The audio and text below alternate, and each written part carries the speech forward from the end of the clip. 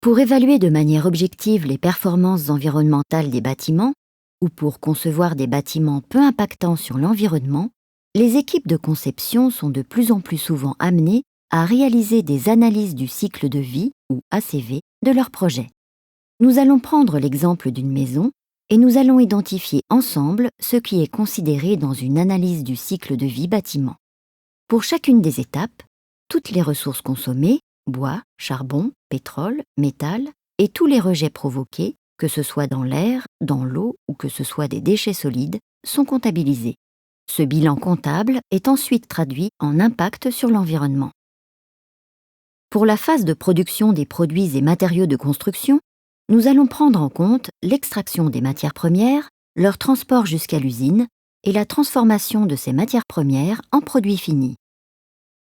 Ensuite, ces produits sont transportés par camion, par bateau, de l'usine au négociant, puis du négociant au chantier.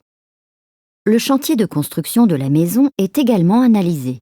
Consommation d'eau, d'énergie, production de déchets, immobilisation de matériel. Tous ces aspects sont pris en compte. Une fois la maison construite, elle va être occupée et entretenue pendant toute sa durée de vie.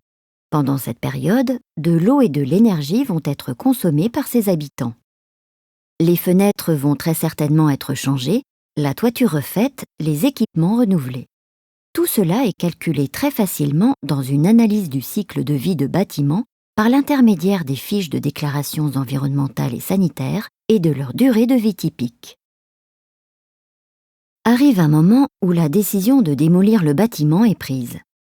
Il va falloir déposer la toiture, récupérer les produits qui peuvent être recyclés et démolir le reste. Les déchets de cette démolition peuvent être réutilisés, recyclés ou valorisés énergétiquement, ou encore dirigés vers un centre de stockage. Une analyse du cycle de vie bâtiment consiste à faire la somme de toutes ces étapes, traduites en impact sur l'environnement. Nos indicateurs sont par exemple les consommations d'énergie primaire, l'épuisement des ressources, les émissions de gaz à effet de serre, la pollution de l'air.